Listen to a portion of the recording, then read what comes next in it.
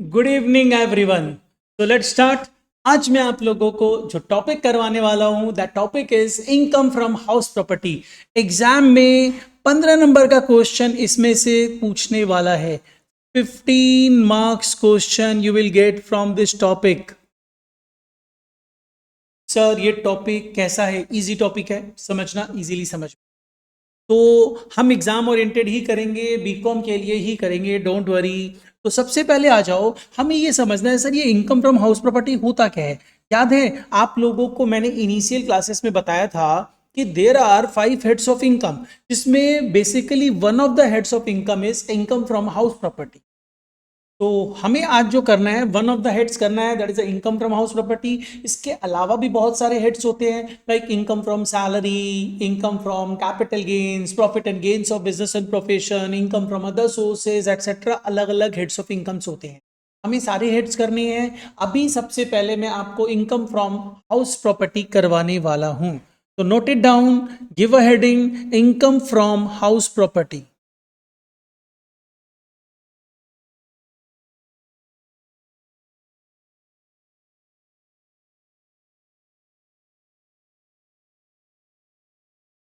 देखो बच्चा लोग, हम जब ये टॉपिक कर रहे हैं तो कुछ चीजों को ध्यान रखना। जैसे मैंने डिस्कस किया, there are 5 heads of income, तो 5 हेड्स है ना, तो कोई भी इनकम इस हेड में इनकम फ्रॉम हाउस प्रॉपर्टी क्यों मानेंगे?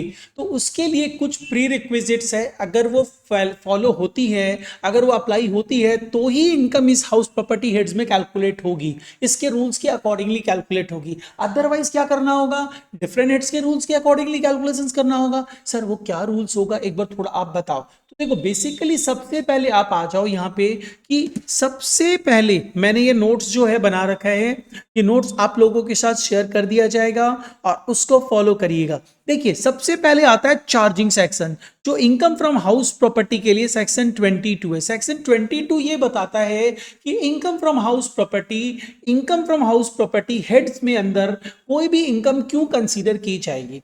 तो that is a charging section. तो क्या क्या कंडीशन है सर? ये कंडीशन बोलता है कि देखो एक हाउस प्रॉपर्टी होनी चाहिए, तो हाउस प्रॉपर्टी में building and land appurtenant thereto होना चाहिए। मतलब लैंड अपार्टेनेंट देयर टू का मतलब क्या होता है? Part and parcel of the building.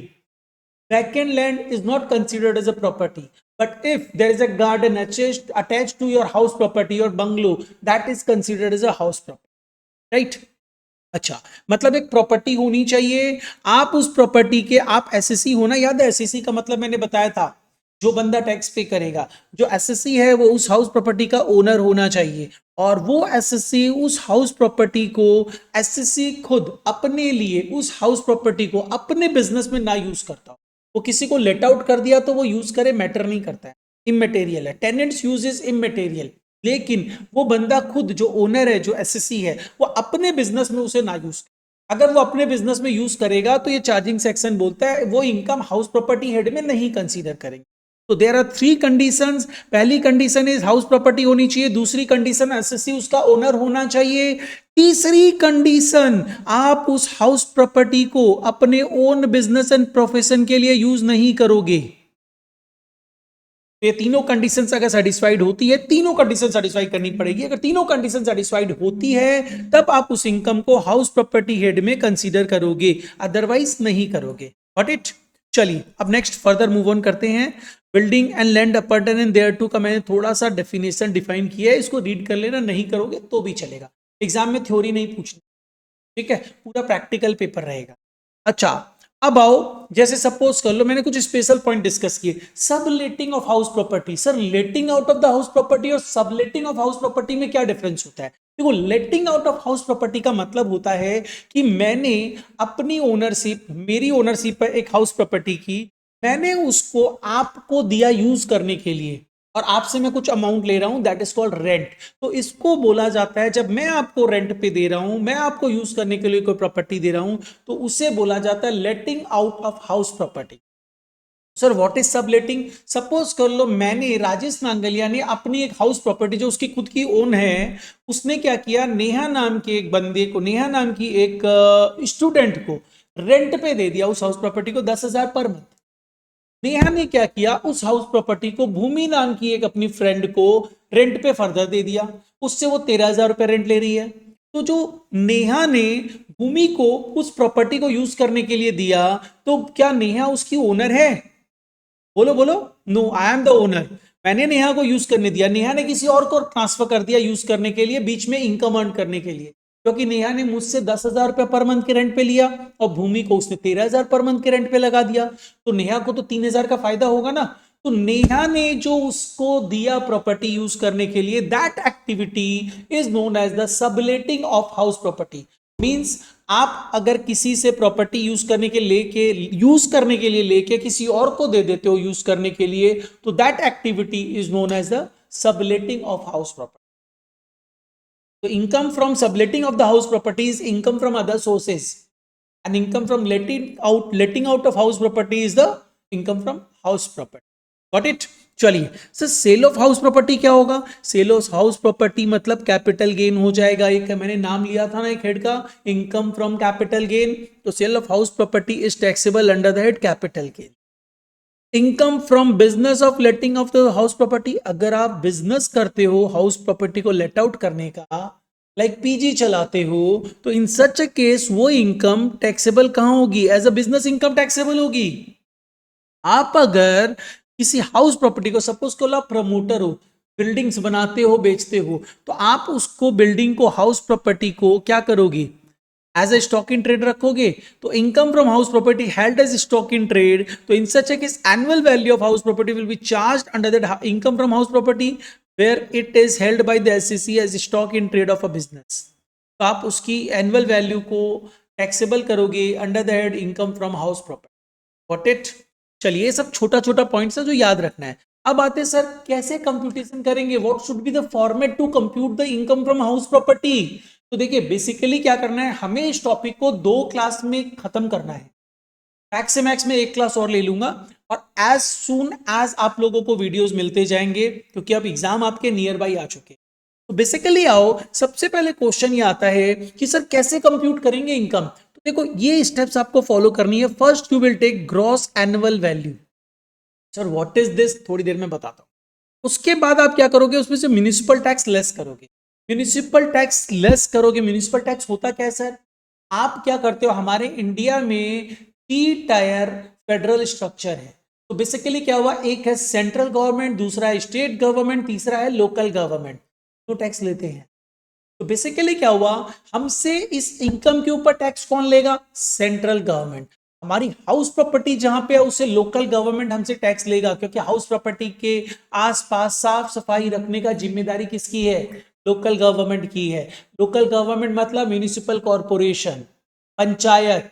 तो बेसिकली क्या हुआ, वो हमसे म्यूनिसिपल टैक्स लेगा। तो भाई इनकम टैक्स सेंट्रल गवर्नमेंट बोलता है तुमने म्युनिसिपल टैक्स दिया ना, एक काम करो टैक्स डिडक्ट करके जो इनकम आएगी उस पर मेरे को टैक्स देना। दैट इज वाई हम यहां पे म्युनिसिपल टैक्स को लेस कर देते हैं। बट ये जो म्युनिसिपल टैक्स होना चाहिए वो पेड होना चाहिए, मतलब अनपेड होगा तो डिडक्शन नहीं मिलेगा। वो दैट टू पेड बाई कौन होना चाहिए? पेड बाई ओनर होना चाहिए। मतलब अगर टेनेंट पे किया होगा तो इसका डिडक्शन नहीं मिलेगा। Got it? ये ध्यान रखना, पेड होना चाहिए, बाई ओनर होना चाहिए।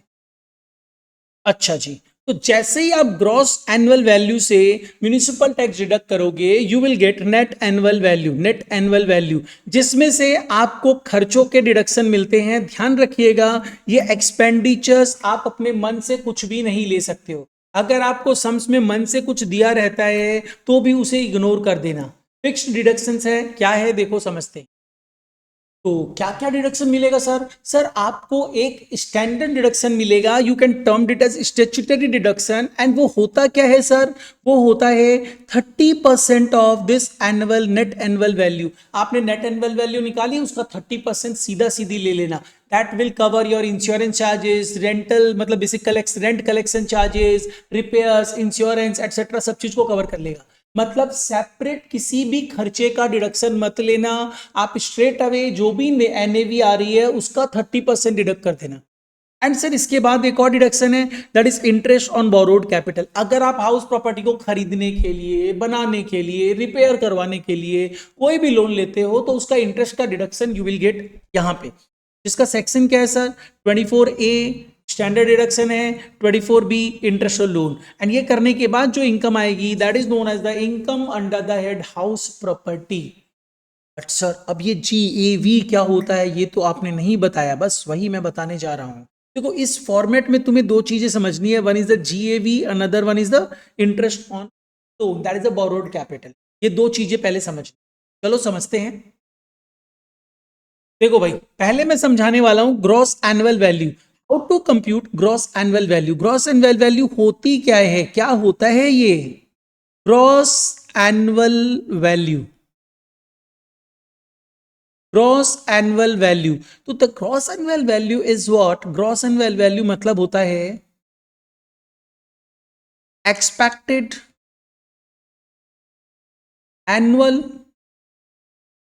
अर्निंग कैपेसिटी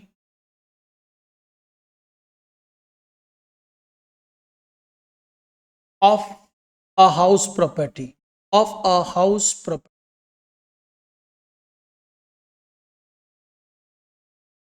सर ये एक्सपेक्टेड वर्ड क्यों यूज किया है, इनकम तो एक्चुअल इनकम पे टैक्स देते हैं ना, यहां पे house property is the only income जिसमें नॉमिनल बेसिस पे टैक्सेबिलिटी होती है, मतलब एक्चुअल बेसिस पे नहीं।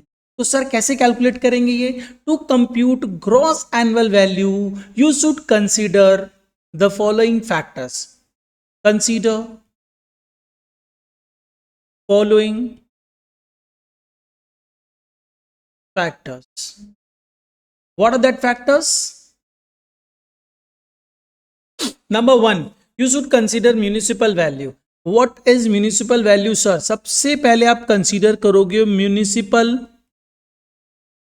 वैल्यू। सर ये म्यूनिसिपल वैल्यू होती क्या है, देखो बेसिकली म्यूनिसिपल वैल्यू मतलब value as per municipal corporation, ठीक है, मतलब म्यूनिसिपल कॉर्पोरेशन जो आपकी प्रॉपर्टी की वैल्यूएशन आपके रखती है, कैलकुलेट करके रखती है कि एनुअल वैल्यू, इसकी एनुअल इनकम इतनी होनी चाहिए, that is known as the municipal value. इसको बेसिकली हम लोग क्या करते हैं, दो हिस्सों में बांटते हैं। वन पार्ट इज, हम इसे दो हिस्सों में बांटते हैं, एक होता है ग्रॉस म्यूनिसिपल वैल्यू, MV लिख रहा हूं मैं, ठीक है, एंड एक होता है नेट म्यूनिसिपल वैल्यू। तो बेसिकली ध्यान रखना कि हम क्या करते हैं ना, जो हमसे म्युनिसिपल अथॉरिटी टैक्स लेती है वो टैक्स किस पे कैलकुलेट होता है, इस अमाउंट पे कैलकुलेट होता है। For to calculate municipal tax, municipal tax calculate करने के लिए consider net municipal value, and GAV calculations के लिए consider gross municipal value. To compute gross municipal, gross annual value, gross annual value अगर आप कंप्यूट करने जाओगे तो in such circumstances consider GAV और अदरवाइज GMV, और अगर म्यूनिसिपल टैक्स कैलकुलेट करोगे तो consider net municipal. But sir एक चीज ध्यान रखना, ये होता क्या है, देखो net municipal value is nothing, इसमें 10% डिडक्शन होता है, याद रखना, this is 90% of gross municipal value. ये जो ग्रॉस म्यूनिसिपल वैल्यू है ना, इसमें जैसे ही 10% हेयर कट कर देते हो, मतलब 10% डिडक्ट कर देते हो, this becomes net municipal value, मतलब 90% of the gross municipal value is the net municipal value. Remember, याद रखना इतना। अब क्वेश्चन आता है सर ये जो कंसेप्ट है GMV NMV इक्वल टू क्या होता है, देखो KMDC, KMDC का full form Kolkata, Mumbai, Delhi, Chennai. KMDC में हमें GMV NMV कंसीडर करना पड़ता है, मतलब GMV अलग होता है और NMV क्या होता है, NMV is 90% of gross municipal value, which is gross municipal value is considered to compute GAV, right? अच्छा ये KMDC में होता है। नॉन KMDC मतलब KMDC को छोड़ के और कहीं भी, अगर KMDC को छोड़ के और कहीं की भी हम बात करें तो इन सच सर्कमस्टेंसेस देखो ऐसा कोई डिफरेंस नहीं होता है, ऐसा कोई डिफरेंस नहीं होता है, मतलब GMV बोलो या NMV बोलो या म्यूनिसिपल वैल्यू बोलो, सब एक ही है, कुछ भी अलग नहीं है, ये ध्यान रखिएगा, ठीक है। ये अलग कहां पे होता है, सिर्फ KMDC में ग्रॉस म्यूनिसिपल वैल्यू है, नेट म्यूनिसिपल वैल्यू अलग होती है बच्चों, अदरवाइज कहीं भी अलग नहीं होती है। Got it. चलिए, तो पहला फैक्टर इज म्यूनिसिपल वैल्यू, बहुत अच्छे से समझना, अदरवाइज प्रॉब्लम हो जाएगी। इनकम टैक्स है, बहुत इंपॉर्टेंट सब्जेक्ट है, प्रैक्टिकली भी काम आएगा अगर सीखोगे तो। आपका कॉलेज से प्लेसमेंट होता है, वहां पे काम आएगा। अब आइए नेक्स्ट पार्ट क्या करना है consider sir. Next factor you have to consider is the fair rent. Fair rent क्या होता है सर? देखो, फेयर रेंट का मतलब क्या होता है? फेयर रेंट मतलब होता है तुम्हारे लोकल एरिया में जहां पे तुम्हारी हाउस प्रॉपर्टी है, वहीं के आजू बाजू के एरिया में जो हाउस प्रॉपर्टीज है उनका रेंट, तुम्हारी सिमिलर हाउस प्रॉपर्टी का rent, rent of similar house property, rent of similar house property in local area.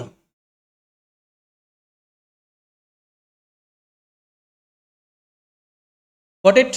ये गिवन रहेगा सब में, आपको कैलकुलेट नहीं करना है। इसके बाद next part will move towards fair rent के बाद एक होता है स्टैंडर्ड रेंट। स्टैंडर्ड रेंट, तो sir what is about standard rent? देखो, स्टैंडर्ड रेंट का मतलब होता है रेंट फिक्स्ड बाय हमारे सेंट्रल गवर्नमेंट के एक्ट रूल्स के अकॉर्डिंगली फिक्स किया हुआ रहता है।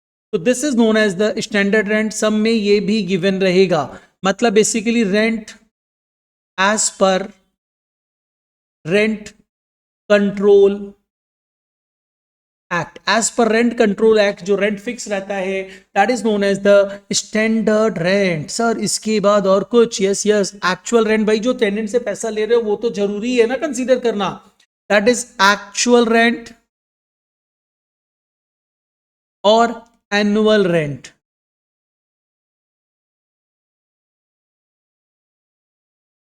वो एक्चुअल होता है, that is rent from tenant, tenant से जो पैसा मिल रहा है, रेंट फ्रॉम टेनेंट। तो ये चार फैक्टर कंसीडर करोगे to compute GAV, gross annual value, which is the सबसे starting point to compute income from house property. समझ में आ रहा है? समझो अच्छे से, कोई ऑप्शन नहीं है, फास्ट ट्रैक में करवा रहा हूं और इतने अच्छे से करवाऊंगा कि तुम्हें टैक्स पानी लगेगा, लेकिन तुम्हें पढ़ना पड़ेगा, आप लोगों को रिस्पांस देना पड़ेगा, मतलब वीडियोस को अच्छे से देखना पड़ेगा। एक बार देखो, दो बार देखो, चार बार देखो, समझ में क्यों नहीं आएगा? आएगा ही आएगा। अच्छा, अब आओ सर, ये भी कैसे कंप्यूट करेंगे? तो आपने बता दिया ये फैक्टर्स लेने हैं मुझे, तो कैसे कंप्यूट करना है? तो नेक्स्ट पार्ट इज, आप यहां पे लिख दो how to compute, how to compute GAV। कैसे GAV कंप्यूट करोगे? How to compute GAV? तो देखिए, सिंपल सी चीजें हैं, बहुत ही सिंपल सी चीजें हैं। आपको स्टेप नंबर 1 लेना पड़ेगा। What is step number 1?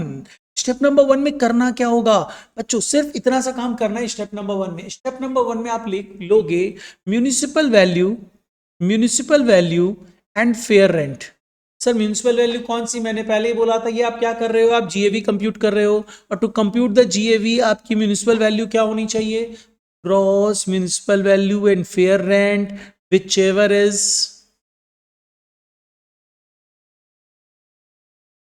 Higher, जो भी ज्यादा होगा उसे ले लेना, राइट।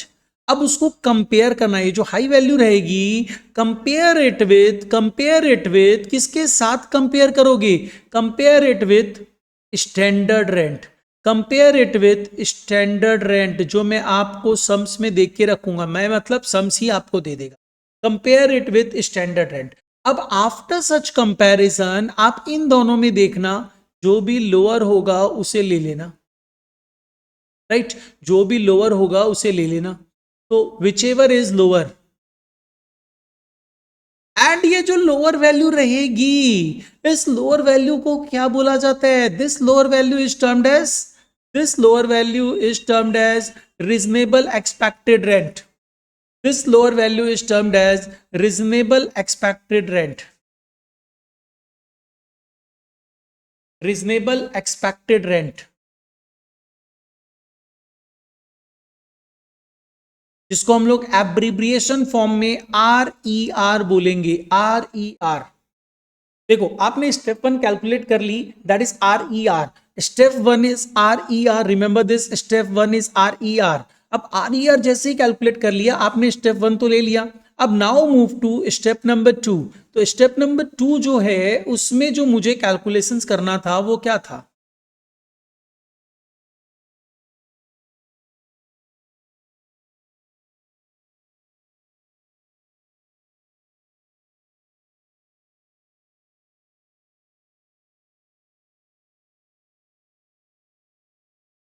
स्टेप नंबर 1 आपने कैलकुलेट कर लिया, दैट इज RER। अब now move to step number 2। Step number 2, and step number 2 में तुम्हें क्या कैलकुलेट करना है? Move to step number 2। Step number 2 में तुम्हें कैलकुलेट करना है RER, तो कैलकुलेट कर लिया, ARR, actual rent received. Step number 2 में आपको कैलकुलेट करना है actual rent received. Actual rent receive कैसे कैलकुलेट करेंगे? देखो एक्चुअल रेंट रिसीव निकालने के लिए आप सबसे पहले लोगे एनुअल रेंट। एनुअल रेंट मतलब टेनेंट से कितना रेंट चार्ज करते हो, उसमें से लेस कर देना। सबसे पहले उसमें से लेस कर देना unrealised rent. Unrealised rent, unrealised rent का मतलब क्या होता है सर? मतलब टेनेंट ने जगह यूज, लेकिन टेनेंट ने यूज करने के बाद भी पैसा नहीं दिया, that is known as the unrealised rent. तो ये जो अनरियलाइज्ड रेंट है उसके लिए वो कब तुम डिडक्ट कर सकते हो पता है? This is like bad debt. ये तभी बैड डेट को आप बुक्स में खर्चे में दिखाते थे ना, तो इसे कब दिखा सकते हो? खर्चे में। तो ध्यान रखना, कब? When tenancy is bonafide.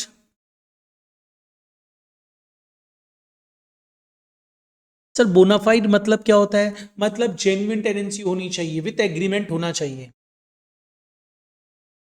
Legal steps, वो बंदा पैसा नहीं दिया ना, तुम उसके अगेंस्ट में लीगल स्टेप्स ले रहे हो। Legal steps to consider, legal step लेना पड़ेगा और उसको प्रॉपर्टी से निकाल दोगे। Throw away from house property.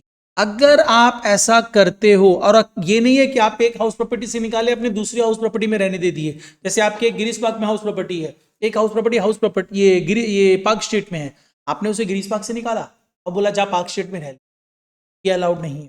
मतलब ये अगर कंडीशन सेटिस्फाइड होती है तभी आप यहां पे बेसिकली अनरियलाइज रेंट को लेस करोगे, अदरवाइज नहीं करोगे।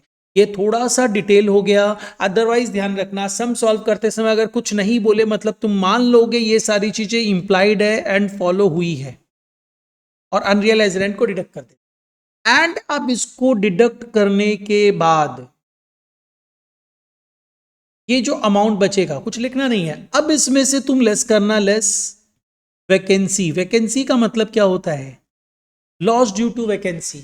मतलब बेसिकली आपकी प्रॉपर्टी वैकेट पड़ी रही, टेनेंट था ही नहीं, ये 12 महीने में 3 महीने तक कोई टेनेंट ही नहीं था, तो बेसिकली उसको बोला जाता है वैकेंसी का लॉस। तो उसको भी लेस कर देना, क्योंकि आप तो एनुअल रेंट लिए हो तो उसका लेस करना पड़ेगा ना, 3 महीने का रेंट, तो इसको लेस करोगे। ये जो अमाउंट आएगा इस अमाउंट को बोला जाता है एक्चुअल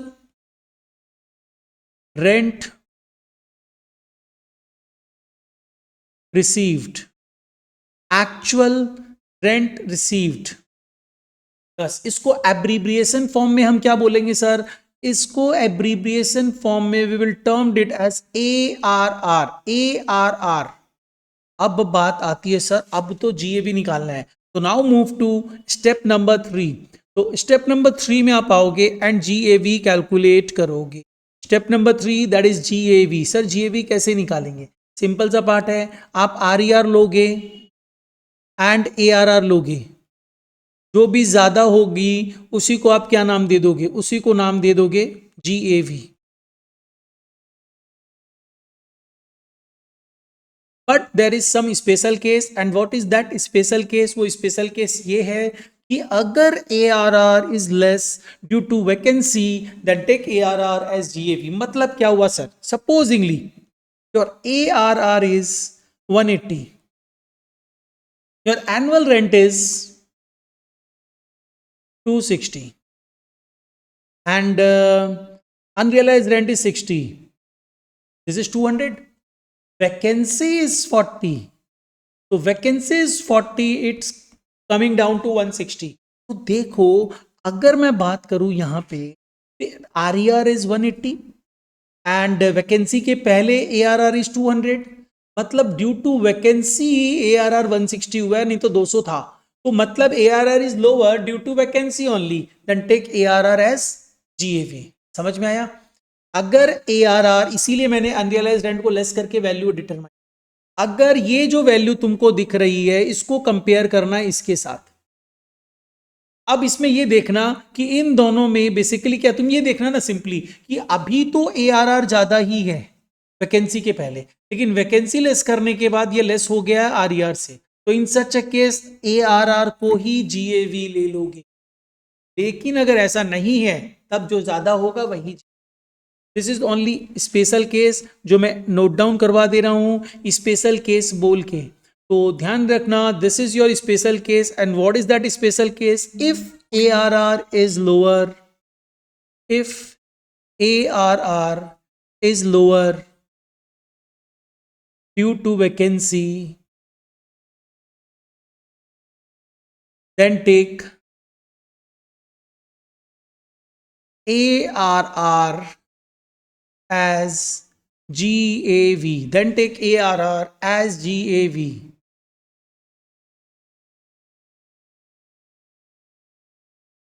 ये प्रोविजन याद रखना, इसके बेसिस पे विल कंप्यूट GAV। उसके बाद मैंने आपको क्या बताया? मैंने बताया GAV अगर आप कैलकुलेट कर लोगे तो आफ्टर कंप्यूटेशन ऑफ GAV आप म्यूनिसिपल टैक्स लेस करोगे which must be paid by the owner. Owner के द्वारा पेड होगा तभी डिडक्शन मिलेगा, अदरवाइज नहीं मिलेगा। नाउ टेक स्टैंडर्ड डिडक्शन, वो इजीली मिल जाएगा बिकॉज आपको NAV पता है, तो डिडक्शन ले लेना। अब बात आती है sir interest on loan. Interest on loan में यहां से पढ़वा रहा हूं, देखना यहां पे ये मैंने पूरा डिटेल लिखवा दिया है, इसको पढ़ने की कुछ जरूरत नहीं है।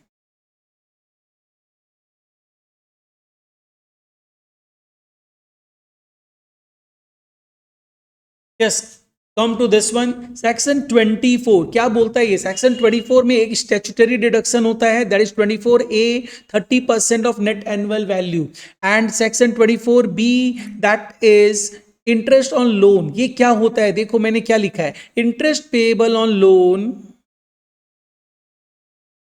interest payable on loan advance taken for the purchase, remember this, purchase, construction, repairs, renovation, addition, alteration, etc. of the house property is allowed as deduction under deduction from NAV under section 24B। Interest simple interest होगा, no compound interest, ठीक है। Interest को accrual basis पे allow करेंगे। Accrual basis मतलब क्या होता है? पेड हो या नहीं हो मैटर नहीं करता है, हम डिडक्शन ले लेंगे, ठीक है। इंटरेस्ट पूरा का पूरा डिडक्ट होगा, ओके। अब हम आते हैं, अगर आपने लोन आउटसाइड इंडिया लिया है तो ये तभी डिडक्ट होगा, तभी आपको इसका डिडक्शन मिलेगा अगर TDS कटा होगा तो। बस इतना सा पॉइंट याद रखना और अंदर का मैटर मत पढ़। इफ TDS आपने डिडक्ट किया है तो इंटरेस्ट को एज अ डिडक्शन मतलब यहां पे लेस कर देना। यहां पे लेस करोगे मतलब आप क्या कर रहे हो? इनकम को कम कर रहे हो, टैक्स कम पे करोगे इनकम के ऊपर। तभी लेस करना अगर आप TDS डिडक्ट करोगे, अदरवाइज नहीं। अब यहां तक तो समझ में आया। अब अपने आते हैं इंटरेस्ट से रिलेटेड कुछ स्पेशल कंसेप्ट भी है, तो पहले वो भी समझा नहीं, पहले एक सम करते हैं फिर हम उसमें भी मूव ऑन करें। चलो पहले तुम लोग ने एक छोटा सा कंसेप्ट और समझो, फिर हम लोग मूव ऑन करेंगे। देखो नेक्स्ट कंसेप्ट मैं जो समझाने वाला हूं that is about interest on loan. देखो इंटरेस्ट ऑन लोन की बात हुई, अगर आपने हाउस प्रॉपर्टी बेसिकली क्या की? परचेज की, और परचेज करते समय लोन पे ली या कंस्ट्रक्ट करवाए, मेनली कंस्ट्रक्शन की बात, टाइम लग जाता। तो आपने प्रॉपर्टी कंस्ट्रक्ट करवाई, कंस्ट्रक्शन में 4-5 साल लग गया, जब तक कंस्ट्रक्शन चला तब तक तो प्रॉपर्टी कंप्लीट नहीं थी ना। तो in such a case during that period अगर आपने लोन लिया था तो उस पीरियड में भी तो आप इंटरेस्ट पे करोगे। तो जो इंटरेस्ट एक्सपेंडिचर है आपका, उसको डिडक्शंस एज इनकम से कैसे करोगे? क्योंकि उस समय जो 5 साल का पीरियड है, उस समय तो आपके पास हाउस प्रॉपर्टी ही नहीं थी। तो इन सच अ केस उसका कैलकुलेशन, उसका डिडक्शंस कैसे मिलता है वो आपको समझना है। तो वही मैं अभी समझाने जा रहा हूं, that is known as the pre and post acquisition interest.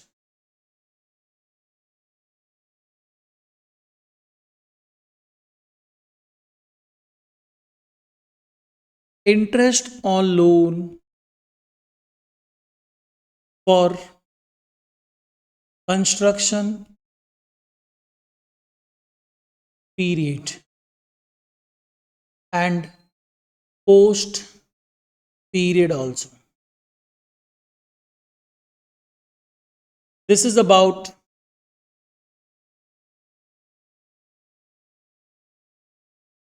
section 24 subsection B.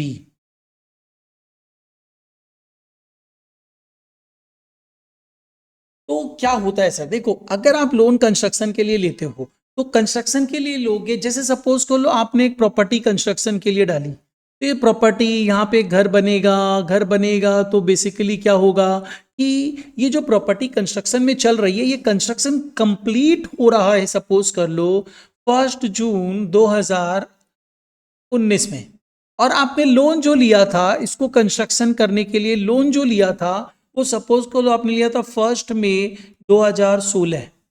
तो आपकी जब प्रॉपर्टी कंस्ट्रक्ट हो गई तब अब से income from house property calculate होगी।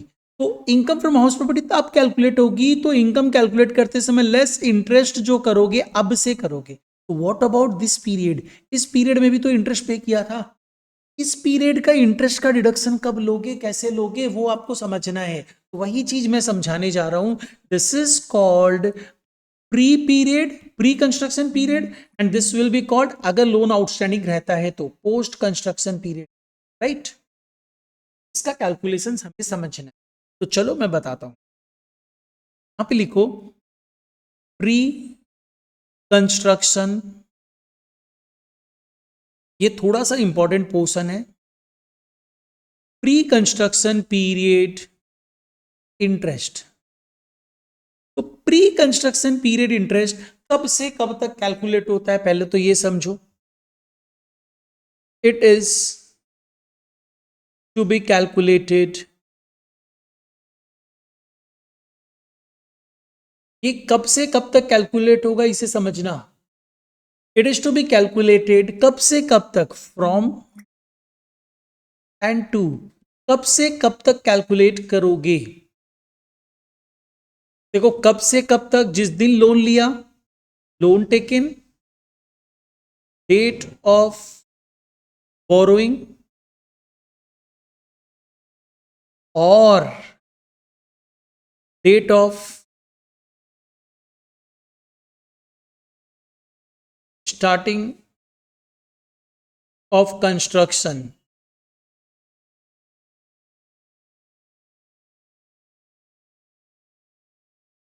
जो भी लेटर डेट होगी, बाद वाली डेट होगी, विच एवर इज लेटर,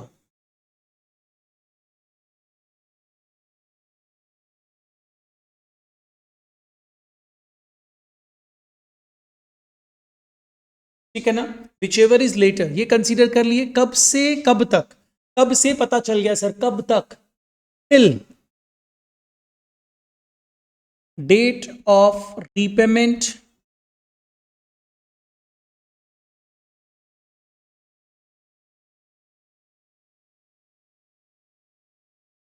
और डेट ऑफ कंप्लीशन,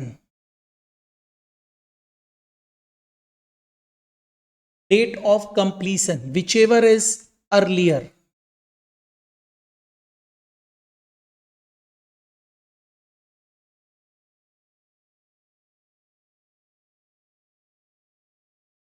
जो भी अर्लियर होगा वो डेट ले लेना।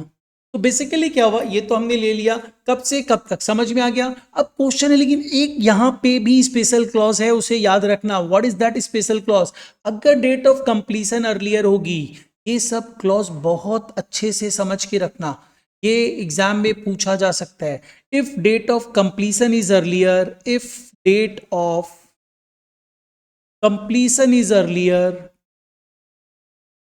is earlier, then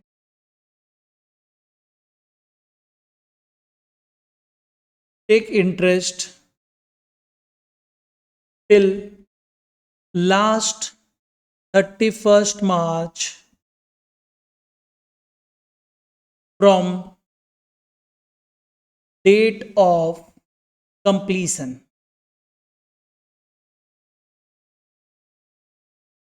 मतलब अगर सपोज करो date of completion is 1 June 2019 and that is the earlier part, क्योंकि रिपेमेंट अभी तक हुआ ही नहीं है, तो इन सच केस 1 जून 2019 आप वहां तक का इंटरेस्ट नहीं निकालोगे। तो कहां तक का इंटरेस्ट निकालोगे?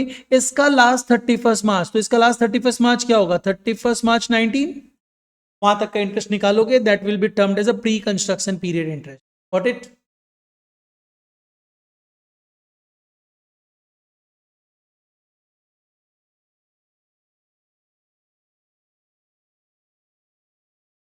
लेकिन अब जो ये अमाउंट कैलकुलेट होगा ना, ये बहुत बड़ा अमाउंट कैलकुलेट होगा, तो इसको एक बार में खर्चे में नहीं दिखा सकते हो। इस टोटल जो अमाउंट निकलेगा, ये जो टोटल इंटरेस्ट होगा, टोटल इंटरेस्ट, इसको आप क्या करोगे? इसको सीधा सीधी 5 हिस्सों में बांट देना। इसको 5 हिस्सों में बांट देना, जो भी टोटल इंटरेस्ट होगा उसको 5 हिस्सों में बांट देना। और इच इंस्टॉलमेंट, ये जो एक एक इंस्टॉलमेंट आएगा, ये जो अमाउंट आएगा, उसको तुम डिडक्ट करना चालू करना। कब से? Consider it every year till 5 years ना, क्योंकि 5 इंस्टॉलमेंट है। Every year till 5 years. कब से स्टार्ट करेंगे? Starting from the year of completion. जिस ईयर में कंप्लीशन हुआ है उस ईयर से स्टार्ट कर देना और 5 साल तक लेके जाना। जैसे सपोज कर लो यहाँ पे कंप्लीशन हुआ 1 जून 19 को, तो 1 जून 19 will fall under the previous year 1920। तो 1920, 2021, 21, 22, 22, 23, 23, 24, ये 5 साल में तुम इंटरेस्ट को डिडक्ट कर देना, जो भी ये टोटल अमाउंट था उसको। This is about pre construction period interest. And sir, what about post construction period interest? Post construction period interest. देखो भाई, पोस्ट कंस्ट्रक्शन, पोस्ट वर्ड का मतलब क्या होता है? कंस्ट्रक्शन के बाद का। तो कंस्ट्रक्शन के बाद के पीरियड की इंटरेस्ट की बात अपने कर रहे हैं, तो कंस्ट्रक्शन के बाद का पीरियड इंटरेस्ट, तो ये क्या सारा ले लेंगे? ऑब्वियस सा बात है, कंस्ट्रक्शन के बाद का जो भी इंटरेस्ट होगा लेंगे। इंटरेस्ट फॉर द पीरियड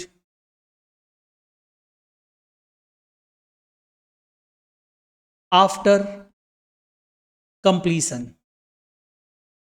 तो तुम्हें क्या सारा पीरियड देखना है? ना, only consider it for your previous year, consider it for your related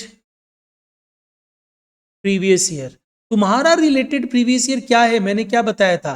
23-24। तो तुम तो देखना 23-24 में लोन का इंटरेस्ट है, उस समय तक कंस्ट्रक्शन कंप्लीट हो चुका है, तो इसे ले लेना, अदरवाइज इग्नोर कर देना। ये अबाउट कंसेप्ट था pre and post construction period interest. Done. अब आइए एक पॉइंट और समझेंगे। तुम लोगों को मैंने बहुत सारे पॉइंट समझाए हैं, इसे सबसे पहले कॉपी में लिखना, अच्छे से पढ़ना, फिर सम सॉल्व करना स्टार्ट करना। राइट। अब आइए एक कंसेप्ट और समझेंगे कि हाउस प्रॉपर्टी डिफरेंट डिफरेंट तरीके की हो सकती है। तो हमें सबसे पहले ये समझना है, हाउस प्रॉपर्टी अगर आप किसी को रेंट पे देते हो तो जो रेंटल इनकम मिलेगी उसका कैलकुलेशन कैसे होगा? वो तो नॉर्मल है, फॉर्मेट फॉलो। एक होता है आप हाउस प्रॉपर्टी अपने खुद के यूज के लिए लेके रखे हो, सेल्फ ऑक्यूपेशन में खुद ही रहते हो उसमें, तो इन सच केस इंटरेस्ट का डिडक्शन कैसे मिले? तो कैलकुलेशन होगा हाउस प्रॉपर्टी का इनकम का, वो कैसे कैलकुलेट? तुम बोलोगे सर उस पर तो इनकम ही नहीं आ रही है, तो क्यों कैलकुलेट करें? भाई कैलकुलेट करना पड़ेगा, मैंने बताया था ना। इनकम जो कैलकुलेट करेंगे वो कैलकुलेट करते समय नॉशनल बेसिस पे हाउस प्रॉपर्टी की इनकम ली जाती है। हम लोग सेल्फ ऑक्यूपाइड हाउस प्रॉपर्टी के बारे में बात कर रहे हैं।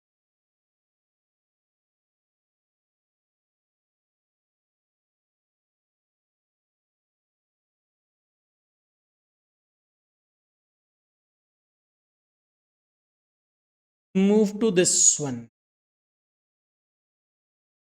सेल्फ ऑक्यूपाइड हाउस और अनऑक्यूपाइड हाउस। अगर कोई हाउस सेल्फ ऑक्यूपाइड है या अनऑक्यूपाइड रहा है, मतलब हम लोग उसको बंद करके रखे हैं, तो कैलकुलेशंस क्या होगा भाई? उसका कैलकुलेशन में आपको एनएवी ही नील लेना पड़ेगा, क्योंकि आपके पास कोई इनकम नहीं आ रही है। टेक एनएवी एज जीरो, ये सब पढ़ने की जरूरत नहीं है, एनएवी जीरो ले लेना। ठीक है, अब बस ये 24B के इंटरेस्ट के बारे में समझो, क्योंकि एनएवी अगर जीरो है तो इंटरेस्ट का डिडक्शन ही मिल सकता है, आपको स्टैंडर्ड डिडक्शन नहीं मिल सकता है। अच्छा, तो यहां पे अगर कोई सेल्फ ऑक्यूपाइड हाउस प्रॉपर्टी है तो उसमें कंसेप्ट ये है कि इंटरेस्ट ऑन लोन लिमिटेड होगा 30,000 तक, उससे ज्यादा का डिडक्शन। कोई special case sir? Yes, there is one special case. अगर आपने ये कंडीशन सेटिस्फाइड करी तो ये इंटरेस्ट और लोन का डिडक्शन 2 लाख तक का मिल सकता है। इसका मतलब सर, अगर सपोज कर लो आपने सेल्फ ऑक्यूपाइड हाउस प्रॉपर्टी को लोन लेके बनाया, अब उस पर इंटरेस्ट जो आ रहा है 35,000 आ रहा है, तो आप 30,000 का ही डिडक्शन लोगे। उस पर इंटरेस्ट 20,000 आ रहा है तो 20,000 पूरा ले लोगे। लिमिटेड मतलब उससे ज्यादा इंटरेस्ट का डिडक्शन नहीं ले सकते हो। तो एक स्पेशल केस है जहां पे आपको 2 लाख तक का इंटरेस्ट का डिडक्शन भी अलाउ किया गया है। क्या स्पेशल केस है? आपने जो लोन लिया है वो ऑन और आफ्टर 1499 लिया, पहली कंडीशन। 1499 के बाद या उसी डेट पे लिया। आपने जो लिया लोन वो कंस्ट्रक्शन के लिए या परचेज के लिए लिया, not for repairs and renew. And ये जो आपने लिया परचेज और कंस्ट्रक्शन के लिए लोन, वो परचेज या construction with in 5 years from the end of the year in which loan was taken complete हो चुका है। मतलब जब लोन लिया उसके एंडिंग डेट से, मैंने लोन लिया 1 जून 19 को, उसकी एंडिंग डेट क्या होगी? 31 मार्च 20। मैंने 1 जून 19 को अगर लोन लिया तो उसकी एंडिंग डेट क्या होगी? 31 मार्च 20। 31 मार्च 20 छोड़ दो, अब उसके बाद 5 साल काउंट करो, कब से काउंट होगा? 2021, 21-22, 22-23, 23-24, 24-25। ये 24-25 मतलब 31 मार्च 2025 तक में आपका कंस्ट्रक्शन कंप्लीट हो जाना चाहिए। अगर ऐसा है तो दिस इज द कंडीशन, और नहीं हुआ तो कंडीशन सेटिस्फाइड नहीं हो रही है। एंड ये काम तुम्हें सम में नहीं लगेगा कि सर्टिफिकेट होनी चाहिए। तो अगर ये तीनों कंडीशन आप सेटिस्फाई करते हो तो लोन का 2 लाख तक का डिडक्शन ले लेना, अदरवाइज लिमिटेड 30,000 तक का ही डिडक्शन लेना। अब आते हैं हम इसके बाद एक सम करेंगे, अभी और कुछ नहीं समझेंगे, आज की क्लास में इतना ही रहेगा। नेक्स्ट क्लास हम फर्दर समझ के इसे कंप्लीट, अभी हम सम करेंगे, सम्स के थ्रू आगे मूव ऑन करने वाले। Now move to a particular sum. चलो तुम्हें ईयर प्रॉब्लम से ही सम्स करवाता हूं। पहले हम ईयर प्रॉब्लम से सम कर रहे हैं ईयर 21 का। ईयर 21 ऑनर्स का पेपर है, ईयर 21 का ऑनर्स का पेपर है, उससे रिलेटेड सम्स करेंगे। And this is the sum year 21।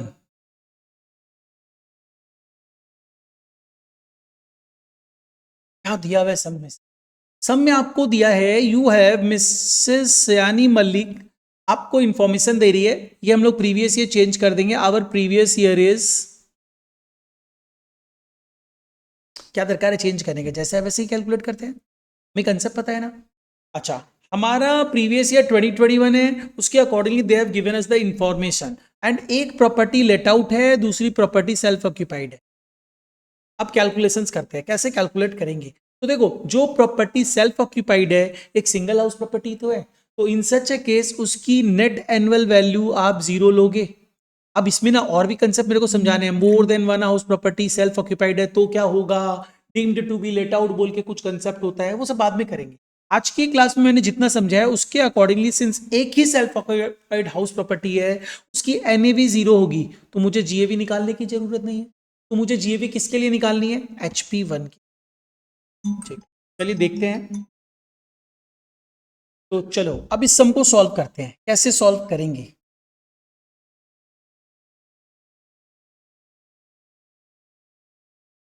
एक फॉर्मेट ड्राफ्ट कर लेना।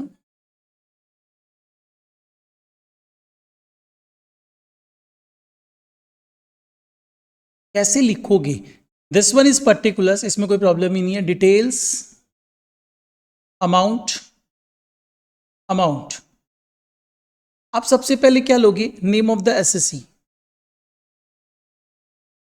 उसका स्टेटस क्या है? आप क्या कंप्यूट कर रहे हो, किस प्रीवियस ईयर के लिए कैलकुलेट कर रहे हो, किस असेसमेंट ईयर के लिए calculate. Your previous year is 2021 and your assessment year is 21-22। अच्छा, एसएससी का नाम क्या है, मिसेस सयानी मल्लिक। तो मिसेस सयानी मल्लिक,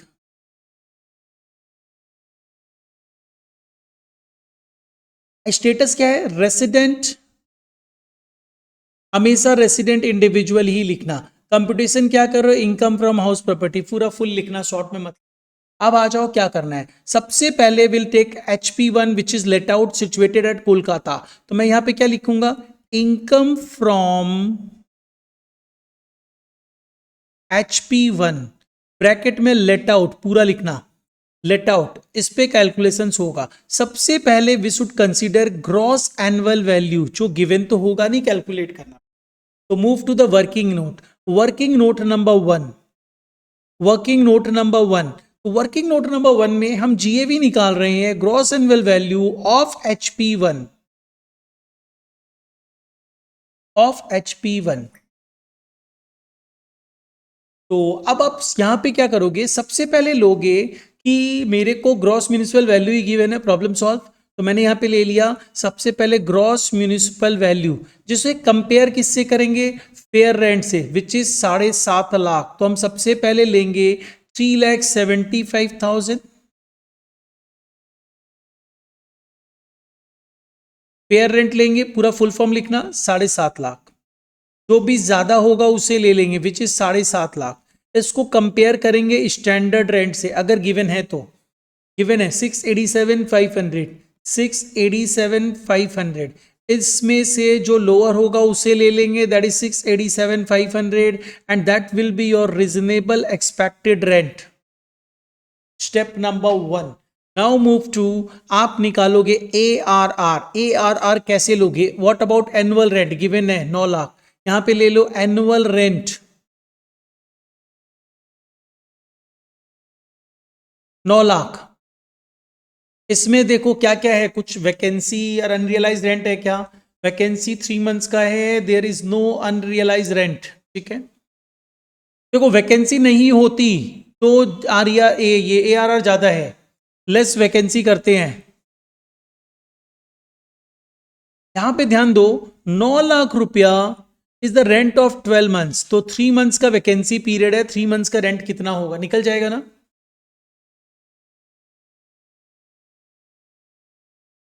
2,25,000, तो मैंने यहां पे 2,25,000 लेस कर दिया, एंड इसको लेस करने के बाद जो अमाउंट आया इसे बोला जाता है ARR, actual rent receive. It is 6,75,000। ARR is lower due to vacancy, क्योंकि वैकेंसी नहीं होता तो ARR 9 lakhs था। तो इसका मतलब ARR will be the GAV, therefore GAV will be 6,75,000।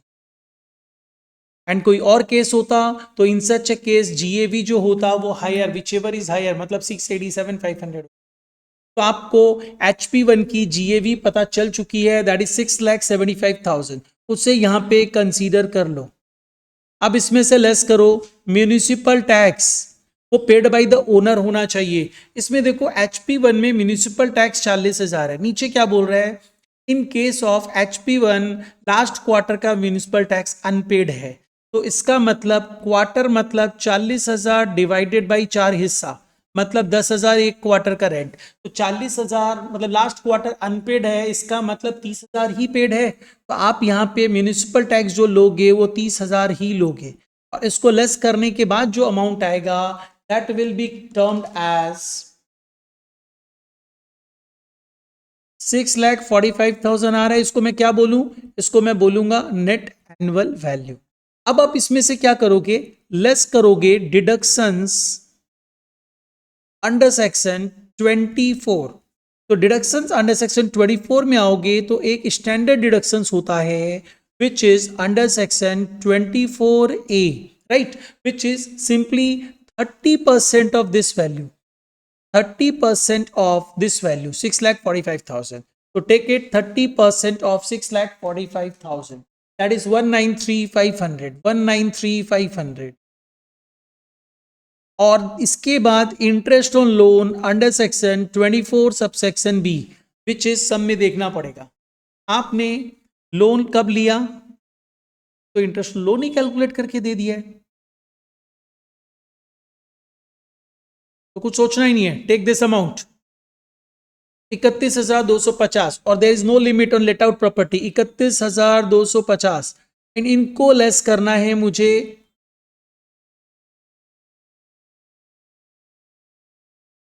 Total is 224,750 224,750। जब इसको लेस करेंगे हम तो हमें पता चल गया 420,250। This is my income from HP1। Problem solve. Now move to income from HP2। Income from HP2। Income from HP2 which is self occupied. ये सेल्फ ऑक्यूपाइड है तो इसमें आप GAV निकालोगे ही नहीं, इसकी NAV जीरो रहेगी। तो NAV अगर जीरो है तो डिडक्शंस अंडर सेक्शन 24 में अगर आप जाते हो तो 24A का डिडक्शंस तो मिल ही नहीं सकता है, क्योंकि NAV जीरो है, जीरो का 30% भी जीरो ही रहना है। तो यहां पे क्या लोगे, interest on loan under section 24B ये कैलकुलेट करना है। इसमें कुछ कैलकुलेशंस हैं।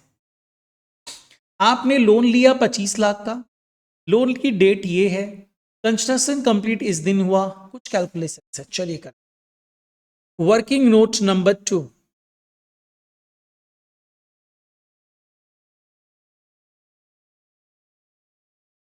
Interest on loan under section 24B for HP2।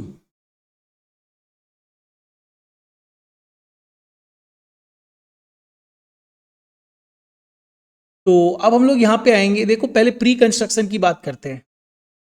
Pre construction period interest. तो प्री कंस्ट्रक्शन पीरियड इंटरेस्ट जो होता था, पहले मैं प्री पीरियड कैलकुलेट कर लेता हूं। प्री पीरियड मतलब कब से कब तक का पीरियड लेना है तुम्हें। देखो डेट ऑफ लोन ही दिया है, डेट ऑफ कंप्लीट स्टार्टिंग तो दिया ही नहीं है। तो 30 सितंबर 2012 से कब तक का लोन रीपेड हुआ है क्या, अभी तक बताया नहीं है, कहीं नहीं लिखा हुआ, देख लो। तो इसका मतलब आप यहाँ पे क्या करोगे, 25 अगस्त 2016 को कंस्ट्रक्शन कंप्लीट हुआ, तो मैंने क्या बोला था, एक date of completion is earlier, तो इंटरेस्ट उसके लास्ट 31 मार्च तक का लेना, मतलब 31 मार्च 2016। तो आप यहाँ पे क्या लोगे, 1 अक्टूबर 2012 से 31 मार्च 2016 तक का इंटरेस्ट निकालोगे। क्लियर। अब इंटरेस्ट कैलकुलेट कर लो। इंटरेस्ट कितना होगा, लोन कितने का था, 25 लाख। 25 लाख के ऊपर 8% इंटरेस्ट कितने पीरियड का, काउंट करो मंथ्स। देखो 2012-13 एक बार छोड़ देते हैं, तो क्योंकि 2012-13 छोड़ेंगे, 14-15 पूरा लेते हैं, 15-16 पूरा लेते हैं, 2 साल प्लस अक्टूबर 12 से लेके 31 मार्च 13 तक का, 12 13 13 14 भी तो लेना है मुझे, 13 14 पूरा, 14 15 पूरा, 15 16 पूरा। तो 1 अक्टूबर 2012 से 31 मार्च 2013 तक, मतलब 6 महीने का पीरियड। तो कितना पीरियड हुआ, 3 साल 6 महीना, राइट। 3 साल 6 महीना, 3 साल में कितने मंथ्स होते हैं, 36 महीने प्लस 6 मंथ्स और ऐड कर दो, 42 मंथ्स का इंटरेस्ट मुझे कैलकुलेट करना है। ये कैलकुलेशंस तो सबको आता होगा।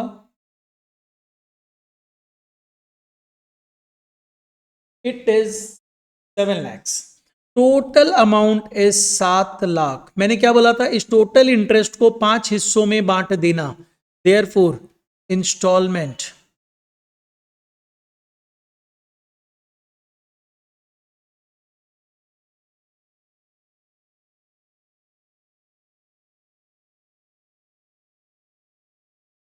$1,40,000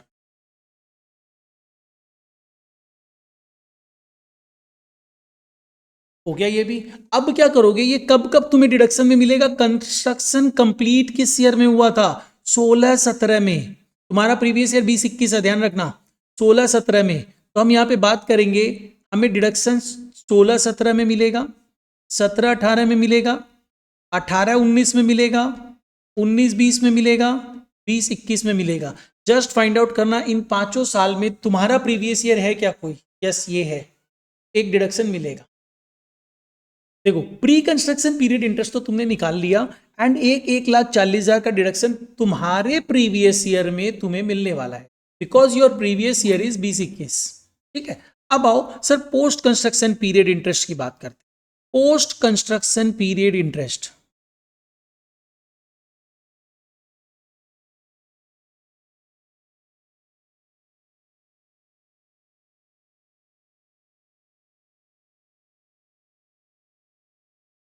ये तुम सिर्फ अपने प्रीवियस ईयर की बात करना। तुम्हारा प्रीवियस ईयर क्या था? तुम्हारा प्रीवियस ईयर था 20-21, तो 20-21 में ये जो लोन पीरियड जो ये होगा ये 20-21 ही होगा।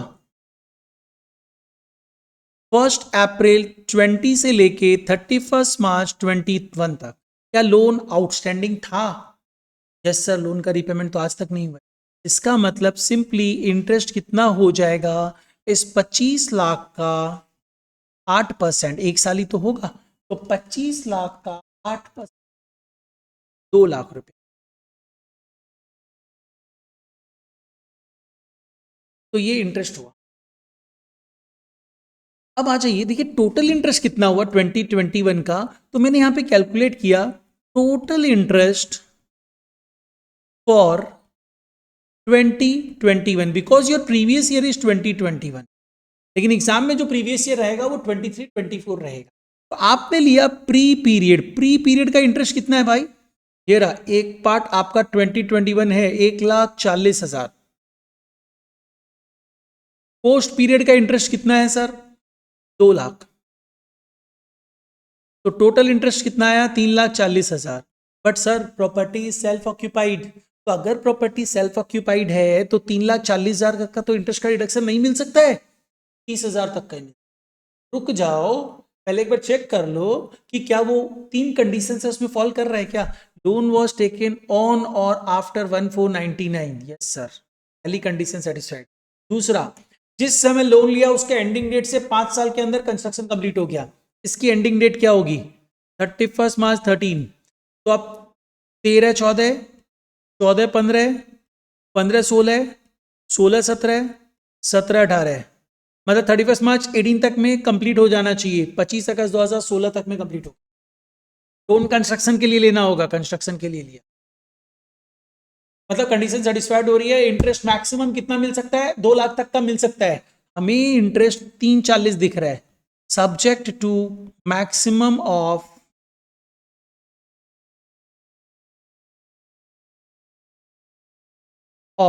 Rupees 2 lakhs। बस 2 लाख तक का ही इंटरेस्ट का डिडक्शन लेंगे, 3,40 नहीं ले सकते हैं। तो मैं यहाँ पे आऊंगा और आके यहाँ पे लिखूंगा इंटरेस्ट ऑन लोन कितना है सर? 2 लाख, और जिसे हम यहाँ पे आउटर में डाल देंगे। फिर जो आएगा दैट इज एडजस्टमेंट होगा, 420 माइनस 2 लाख, तो ये हो जाएगा 2,20,250। This is your income from house property, income from house property. तो इस तरीके से कैलकुलेशन किया जाता है। ये अगर आप समझ लिए हो तो मान लो 60% चीजें आपको समझ में आ चुकी हैं। अब मुझे कुछ एक्स्ट्रा कंसेप्ट समझाते हुए सम सॉल्व करवाना है, जो मैं नेक्स्ट क्लास में आपका ये हाउस प्रॉपर्टी चैप्टर कंप्लीट करवा दूं। तो प्लीज इसको अच्छे से गो थ्रू करके रखना। कल ही आपको एक और वीडियो मिलने वाला है जिसमें हाउस प्रॉपर्टी हम कंप्लीट करेंगे, प्रीवियस ईयर्स के क्वेश्चंस करेंगे। ओके, चलिए 15 नंबर मिलने वाला है तो छोड़ना मत। चलो टेक केयर, बाय बाय।